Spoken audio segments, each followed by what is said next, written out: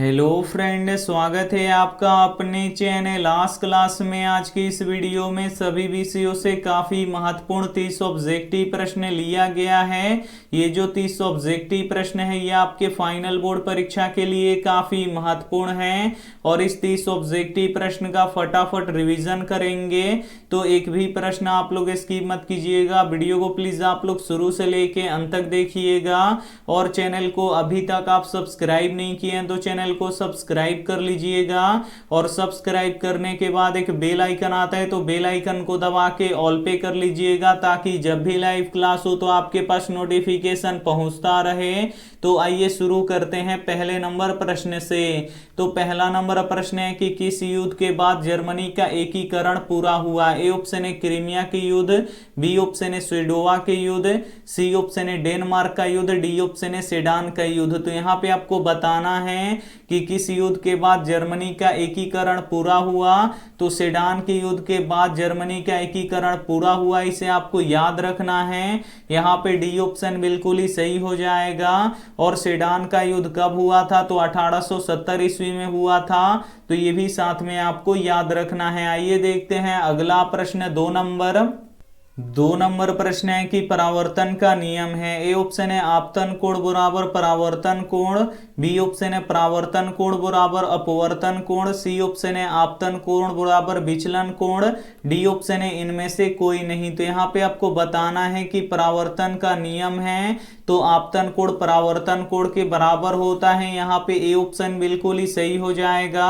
और परावर्तन के कितने नियम होते हैं? तो 2 नियम होते हैं। तो ये भी साथ में आपको याद रखना है। आइए देखते हैं अगला प्रश्न, 3 नंबर प्रश्न है कि अविनियोग किस देश में है। ए ऑप्शन है अमेरिका में, बी ऑप्शन है भारत में, सी ऑप्शन है दक्षिण फ्रांस में, डी ऑप्शन है दक्षिण अफ्रीका में। तो यहाँ पे आपको बताना है कि अविनियोग किस देश में है। तो अविनियोग दक्षिण फ्रांस में है, इसे आपको याद रखना है। यहाँ पे सी ऑप्शन बिल्कुल ही सही हो जाएगा। और अविनियोग किस नदी के किनारे स्थित है? तो रोन नदी के किनारे स्थित है। तो ये भी साथ में आपको याद रखना है। आइए देखते हैं अगला प्रश्न, 4 नंबर प्रश्न है कि जो नेत्र नजदीक के वस्तु को साफ नहीं देख सकता तो उस नेत्र में होता है। ए ऑप्शन है दूरदृष्टि दोष, बी ऑप्शन है निकट दृष्टि दोष, सी ऑप्शन है जरा दृष्टि दोष, डी ऑप्शन है इनमें से कोई नहीं। तो यहाँ पे आपको बताना है कि जो नेत्र नजदीक की वस्तु को साफ नहीं देख सकता तो उस नेत्र में होता है। तो उस नेत्र में दूरदृष्टि दोष होता है, इसे आपको याद रखना है। यहाँ पे ए ऑप्शन बिल्कुल ही सही हो जाएगा। और दूरदृष्टि दोष को दूर करने के लिए उत्तल लेंस का प्रयोग किया जाता है, इसे आपको याद रखना है। और निकट दृष्टि दोष को दूर करने के लिए अवतल लेंस का उपयोग किया जाता है। तो ये भी साथ में आपको याद रखना है। आइए देखते हैं अगला प्रश्न, 5 नंबर प्रश्न है कि रूस में नई आर्थिक नीति की शुरुआत किसने की। ए ऑप्शन है स्टालिन ने, बी ऑप्शन है लेनिन ने, सी ऑप्शन है करंस्की ने, डी ऑप्शन है न्यूटन ने। तो यहाँ पे आपको बताना है कि रूस में नई आर्थिक नीति की शुरुआत किसने की। तो लेनिन ने किया, इसे आपको याद रखना है। यहाँ पे बी ऑप्शन बिल्कुल ही सही हो जाएगा। और रूस में नई आर्थिक नीति कब लागू हुआ? तो 1921 ईस्वी में लागू हुआ। तो ये भी साथ में आपको याद रखना है। 30 काफी महत्वपूर्ण ऑब्जेक्टिव प्रश्न का फटाफट रिवीजन करेंगे।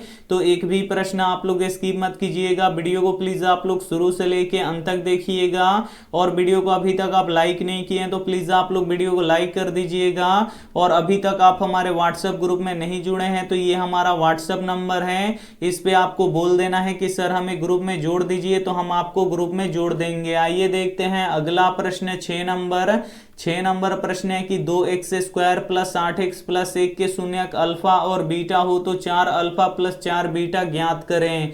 काफी महत्वपूर्ण प्रश्न है यह आपके बोर्ड परीक्षा के लिए। यहाँ पे आपको 4 अल्फा + 4 बीटा का मान ज्ञात करना है। तो यहाँ पे देख सकते हैं कि 4 दोनों में कॉमन है, तो इसे बाहर निकाल लीजिए। तो यहाँ पे बच जाएगा अल्फा + बीटा। और यहाँ पे देखिए अल्फा + बीटा क्या होता है? शून्यकों का योग होता है। और शून्यकों का योग का फॉर्मूला क्या होता है, माइनस बी बटा ए होता है। तो बस यहाँ पे आपको b का मान रख देना है और यहाँ पे आपको a का मान रख देना है। तो b और a का मान आएगा कहां से, तो इस बहुपद से आएगा। जो एक्स स्क्वायर में गुणा करता है वो a होता है। तो एक्स स्क्वायर में क्या गुणा कर रहा है, 2 गुणा कर रहा है, तो a का मान यहाँ पे 2 है। और जो केवल x में गुणा करता है वो b होता है। तो x में क्या गुणा कर रहा है, 8 गुणा कर रहा है, तो b का मान यहाँ पे 8 हो गया। और जिसमें x नहीं रहता है वो c का मान होता है। तो बस यहाँ पे रख दीजिए, यहाँ पे माइनस है तो माइनस, और b का मान कितना है, यहाँ पे 8 है तो 8 रख देंगे। और a का मान कितना है, 2 है, तो यहाँ पे लिख देंगे 2। अब यहाँ पे देखिए कट जाएगा, 2 चौका 8, यानी यहाँ पे -4 बच जाएगा। अब यहाँ पे देखिए ब्रैकेट उठेगा तो गुणा का चिन्ह आएगा और यहाँ पे -4 है। तो यहाँ पे देखिए प्लस और माइनस क्या हो जाएगा, माइनस हो जाएगा। 4 चौका 16, तो यहाँ पे इसका मान कितना निकल गया, -16 निकल गया। यहाँ पे सी ऑप्शन बिल्कुल ही सही हो जाएगा। आइए देखते हैं अगला प्रश्न 7 नंबर प्रश्न है कि कुटिनीतम काव्य के कवि कौन है। ए ऑप्शन है राजशेखर, बी ऑप्शन है दामोदर गुप्त, सी ऑप्शन है विशाखा दत्त, डी ऑप्शन है कालिदास। तो यहाँ पे आपको बताना है कि कुटिनीतम काव्य के कवि कौन है।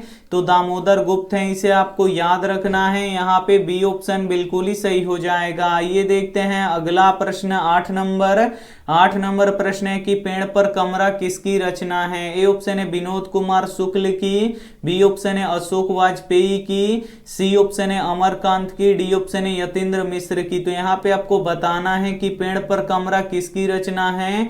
तो विनोद कुमार शुक्ल की रचना है, इसे आपको याद रखना है। यहाँ पे ए ऑप्शन बिल्कुल ही सही हो जाएगा। आइए देखते हैं अगला प्रश्न 9 नंबर प्रश्न है कि भारत के किस प्रदेश से अधिकांश गिरमिटिया मजदूर बाहर ले जाए जाते थे। ए ऑप्शन है राजस्थान से, बी ऑप्शन है केरल से, सी ऑप्शन है पंजाब से, डी ऑप्शन है उत्तर प्रदेश से। तो यहाँ पे आपको बताना है कि भारत के किस प्रदेश से अधिकांश गिरमिटिया मजदूर बाहर ले जाए जाते थे। तो उत्तर प्रदेश से ले जाए जाते थे, इसे आपको याद रखना है। यहाँ पे डी ऑप्शन बिल्कुल ही सही हो जाएगा। आइए देखते हैं अगला प्रश्न 10 नंबर प्रश्न है कि निम्न में से कौन अपरिमेय नहीं है। इसमें से आपको बताना है कि कौन अपरिमेय नहीं है। तो जिस भी संख्या में रूट रह जाता है वो अपरिमेय हो जाता है। तो यहाँ पे देखिए रूट अंडर 64/81 है। तो 64 का वर्गमूल कितना होता है, 8 होता है। और 81 का वर्गमूल कितना होता है, 9 होता है। तो यहाँ पे इसका वर्गमूल निकल गया, इसमें से रूट हट गया, तो ये परिमेय संख्या हो गया। और यहाँ पे देखिए 2 रूट 2 है, तो यहाँ पे रूट 2 का वर्गमूल नहीं निकलेगा, इसमें रूट रह जाएगा, तो ये अपरिमेय हो जाएगा। और यहाँ पे देखिए रूट 81/70 है, तो 81 का तो वर्गमूल यहाँ पे 9 हो जाएगा। और 70 का वर्गमूल नहीं निकलेगा, तो ये रूट में ही रह जाएगा, तो ये भी क्या हो जाएगा, अपरिमेय हो जाएगा। और यहाँ पे देखिए रूट 7 का वर्गमूल नहीं निकलेगा, तो ये भी क्या हो जाएगा, अपरिमेय हो जाएगा। तो यहाँ पे प्रश्न पूछ रहा है कि निम्न में से कौन अपरिमेय नहीं है। तो यहाँ पे ए वाला ऑप्शन अपरिमेय नहीं है, ये परिमेय संख्या है। यहाँ पे ए ऑप्शन बिल्कुल ही सही हो जाएगा। आइए देखते हैं अगला प्रश्न 11 नंबर प्रश्न है कि विद्युत ऊर्जा का व्यापारिक मात्रक क्या है। ए ऑप्शन है वाट, बी ऑप्शन है वाट प्रति घंटा, सी ऑप्शन है यूनिट, डी ऑप्शन है इनमें से कोई नहीं। तो यहाँ पे आपको बताना है कि विद्युत ऊर्जा का व्यापारिक मात्रक क्या है।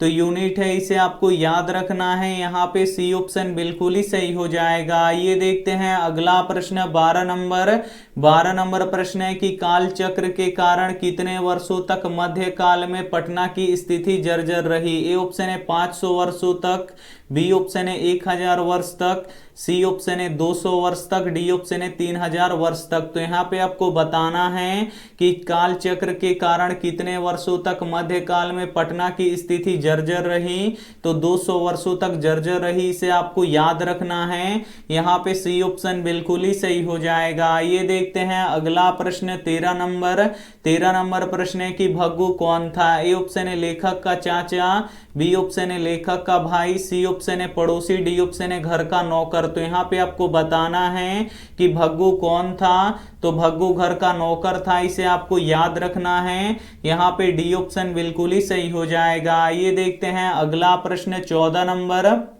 14 नंबर प्रश्न है कि 100 का अभाज्य गुणनखंड क्या होगा। काफी महत्वपूर्ण प्रश्न है ये भी आपके बोर्ड परीक्षा के लिए। यहाँ पे आपको बताना है कि 100 का अभाज्य गुणनखंड क्या होगा। तो 100 किससे कटेगा, 2 से कटेगा, और 2 से 100 कितना बार में कटेगा, 50 बार में कटेगा। और 50 किससे कटेगा, 2 से कटेगा, और 2 से 50 कितना बार में कटेगा, 25 बार में कटेगा। और 25 किससे कटेगा, 5 से कटेगा, और 5 से 25 कितना बार में कट जाएगा, 5 बार में कट जाएगा। तो यहाँ पे 100 का अभाज्य गुणनखंड कितना निकल गया, तो 2 कितना बार आया है, 2 बार आया है, तो हम यहाँ पे लिख देंगे 2 के पावर 2। और 5 कितना बार आया है, तो ये भी 2 बार आया है, तो यहाँ पे लिख देंगे 5 के पावर 2। तो यहाँ पे 100 का अभाज्य गुणनखंड निकल गया 2 के पावर 2 गुणे 5 के पावर 2। तो यहाँ पे ए वाला ऑप्शन बिल्कुल ही सही हो जाएगा। काफी महत्वपूर्ण 30 ऑब्जेक्टिव प्रश्न का रिवीजन करेंगे, तो एक भी प्रश्न आप लोग स्किप मत कीजिएगा। वीडियो को प्लीज आप लोग शुरू से लेके अंत तक देखिएगा, और वीडियो को अभी तक आप लाइक नहीं किए तो प्लीज आप लोग वीडियो को लाइक भी कर दीजिएगा। आइए देखते हैं अगला प्रश्न 15 नंबर प्रश्न है कि 15वीं लोकसभा में महिलाओं की कितनी भागीदारी थी। ए ऑप्शन है 10.86%, बी ऑप्शन है 12.20%, सी ऑप्शन है 13%, डी ऑप्शन है 24%। तो यहाँ पे आपको बताना है कि 15वीं लोकसभा में महिलाओं की कितनी भागीदारी थी। तो 10.86% भागीदारी थी, इसे आपको याद रखना है। यहाँ पे ए ऑप्शन बिल्कुल ही सही हो जाएगा। आइए देखते हैं अगला प्रश्न 16 नंबर प्रश्न है कि गंगा देवी का समय क्या है। ए ऑप्शन है 14वीं सदी, बी ऑप्शन है 8वीं सदी, सी ऑप्शन है 9वीं सदी, डी ऑप्शन है 12वीं सदी। तो यहाँ पे आपको बताना है कि गंगा देवी का समय क्या है। तो 14वीं सदी है, इसे आपको याद रखना है। यहाँ पे ए ऑप्शन बिल्कुल ही सही हो जाएगा। आइए देखते हैं अगला प्रश्न 17 नंबर प्रश्न है कि प्रकाश रासायनिक अभिक्रिया में क्या होता है। ए ऑप्शन है प्रकाश का अवशोषण होता है, बी ऑप्शन है प्रकाश का उत्सर्जन होता है, सी ऑप्शन है पदार्थ का अपघटन होता है, डी ऑप्शन है प्रकाश का अपघटन होता है। तो यहाँ पे आपको बताना है कि प्रकाश रासायनिक अभिक्रिया में क्या होता है। तो प्रकाश का अवशोषण होता है, इसे आपको याद रखना है। यहाँ पे ए ऑप्शन बिल्कुल ही सही हो जाएगा। ये देखते हैं अगला प्रश्न 18 नंबर प्रश्न है कि अम्ल का अर्थ क्या होता है। ए ऑप्शन है व्यवहार, बी ऑप्शन है अव्यवहारिक, सी ऑप्शन है स्वच्छ, डी ऑप्शन है अस्वच्छ। तो यहाँ पे आपको बताना है कि अम्ल का अर्थ क्या होता है। तो अम्ल का अर्थ व्यवहार होता है, इसे आपको याद रखना है। यहाँ पे ए ऑप्शन बिल्कुल ही सही हो जाएगा। ये देखते हैं अगला प्रश्न 19 नंबर प्रश्न है कि यदि किसी त्रिज्या खंड की त्रिज्या 14 मीटर तथा थीटा बराबर 90 डिग्री हो तो त्रिज्या खंड का क्षेत्रफल ज्ञात करें। काफी महत्वपूर्ण प्रश्न है ये आपके बोर्ड परीक्षा के लिए। यहाँ पे आपको त्रिज्या खंड का क्षेत्रफल ज्ञात करना है। तो त्रिज्या खंड का क्षेत्रफल का फॉर्मूला क्या होता है, तो इसका फॉर्मूला होता है थीटा बटा 360 गुणे पाई आर स्क्वायर। तो यहाँ पे आपको थीटा का मान रखना है। तो थीटा कितना है, 90 डिग्री है, तो हम यहाँ पे 90 डिग्री लिख देंगे, और बटा के नीचे 360 है तो यहाँ पे 360 लिख देंगे, और पाई का मान 22/7 होता है तो 22/7 लिख देंगे। और यहाँ पे देखिए आर का मान कितना है, यानी त्रिज्या का मान कितना है, 14 मीटर है, तो हम यहाँ पे 14 मीटर लिख देंगे, और इसका स्क्वायर है तो हम भी यहाँ पे स्क्वायर दे देंगे। तो यहाँ पे देखिए 90 डिग्री बटा 360 गुणे यहाँ पे देखिए 22/7, और यहाँ पे देखिए 14 मीटर का स्क्वायर है। तो स्क्वायर का अर्थ क्या होता है कि यही चीज 2 बार गुणा होता है, तो हम यहाँ पे 2 बार गुणा कर देंगे। अब यहाँ पे देखिए 0 से 0 कट जाएगा, और 9 चौका 36 ये 4 बार में कट जाएगा, और 7 से 14 2 बार में कट जाएगा, और 2 से 4 यहाँ पे 2 बार में कट जाएगा, और 2 से 22 ये 11 बार में कट जाएगा। अब आपको क्या करना है कि 11 में 14 से गुणा करा देना है। तो यहाँ पे करा दीजिए, यहाँ पे 1 चौके 4 1, और यहाँ पे 1 चौके 4 1, यहाँ पे देखिए 4, और यहाँ पे 4 और 1 कितना हो जाएगा 5, और 1 यहाँ पे हो गया हमारा 154, और यहाँ पे देखिए मीटर में मीटर से गुणा करेंगे तो ये हो जाएगा मीटर स्क्वायर। तो हमारा त्रिज्या खंड का क्षेत्रफल कितना निकल गया, 154 मीटर स्क्वायर। यहाँ पे डी वाला ऑप्शन बिल्कुल ही सही हो जाएगा। आइए देखते हैं अगला प्रश्न 20 नंबर प्रश्न है कि निम्न में से कौन अम्ल है। ए ऑप्शन है CaO, बी ऑप्शन है KOH, सी ऑप्शन है NaCl, डी ऑप्शन है HCl। तो यहाँ पे आपको बताना है कि निम्न में से कौन अम्ल है। तो यहाँ पे HCl क्या है, अम्ल है। यहाँ पे डी ऑप्शन बिल्कुल ही सही हो जाएगा। आइए देखते हैं अगला प्रश्न 21 नंबर। 21 नंबर प्रश्न है कि समवर्ती सूची में रखा जाता है। ए ऑप्शन है राज्य को, बी ऑप्शन है केंद्र को, सी ऑप्शन है दोनों को, डी ऑप्शन है इनमें से कोई नहीं। तो यहाँ पे आपको बताना है कि समवर्ती सूची में रखा जाता है तो राज्य और केंद्र दोनों को रखा जाता है, इसे आपको याद रखना है। यहाँ पे सी ऑप्शन बिल्कुल ही सही हो जाएगा। आइए देखते हैं अगला प्रश्न 22 नंबर।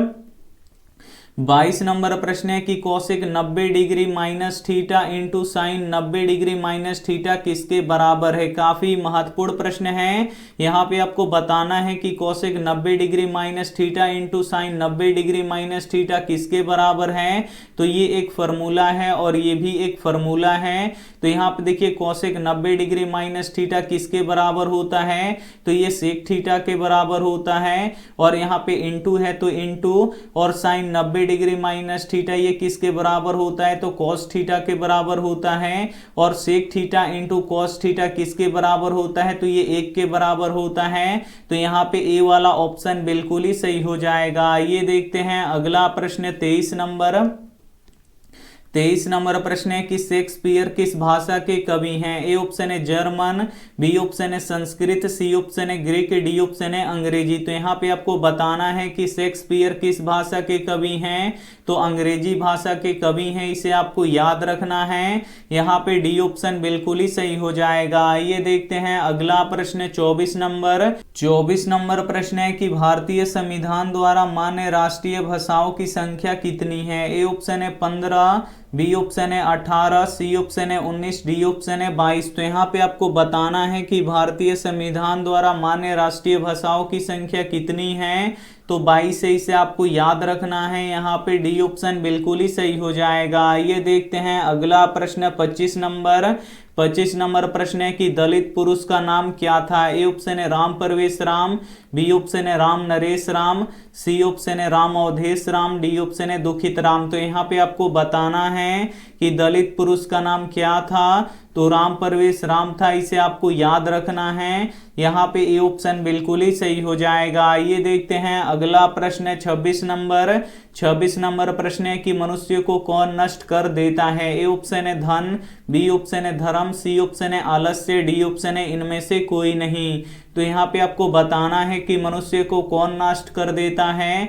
तो आलस नष्ट कर देता है, इसे आपको याद रखना है। यहाँ पे सी ऑप्शन बिल्कुल ही सही हो जाएगा। आइए देखते हैं अगला प्रश्न 27 नंबर। 27 नंबर प्रश्न है कि चिपको आंदोलन का प्रारंभ किस राज्य से हुआ। ए ऑप्शन है बिहार से, बी ऑप्शन है मध्य प्रदेश से, सी ऑप्शन है उत्तर प्रदेश से, डी ऑप्शन है उत्तराखंड से। तो यहाँ पे आपको बताना है कि चिपको आंदोलन का प्रारंभ किस राज्य से हुआ। तो उत्तराखंड से हुआ, इसे आपको याद रखना है। यहाँ पे डी ऑप्शन बिल्कुल ही सही हो जाएगा। ये देखते हैं अगला प्रश्न 28 नंबर।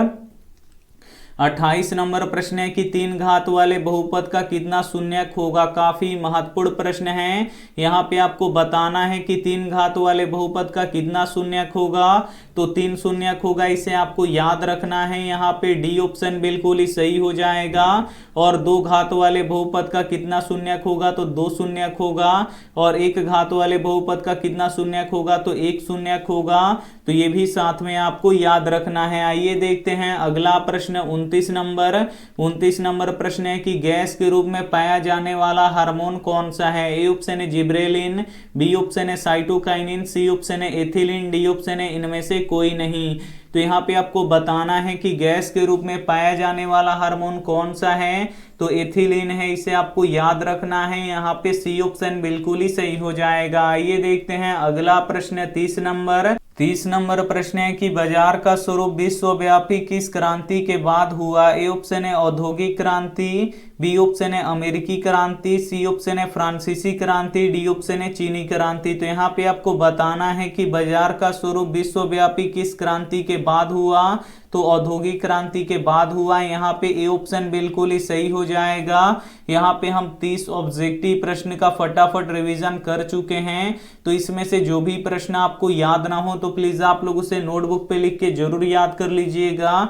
और ये रहा आपके लिए होमवर्क प्रश्न, इसका जवाब आपको कमेंट बॉक्स में देना है कि पौधों में वातपोत्सर्जन किस भाग में होता है। ए ऑप्शन है जड़ में, बी ऑप्शन है तना में, सी ऑप्शन है पत्ता में, डी ऑप्शन है फूल में। तो जो भी ऑप्शन आपको सही लगे वो आप हमें कमेंट करके जरूर बताइएगा। और वीडियो को अभी तक आप लाइक नहीं किए तो प्लीज आप लोग वीडियो को लाइक कीजिएगा, अपने दोस्तों के पास इस वीडियो को जरूर शेयर कीजिएगा। और चैनल को अभी तक आप सब्सक्राइब नहीं किए तो चैनल को सब्सक्राइब कर लीजिएगा। थैंक यू फॉर वॉचिंग, मिलते हैं अगले वीडियो में, तब तक अपना ध्यान रखिए, मन लगा के पढ़ाई कीजिए। Take care and bye.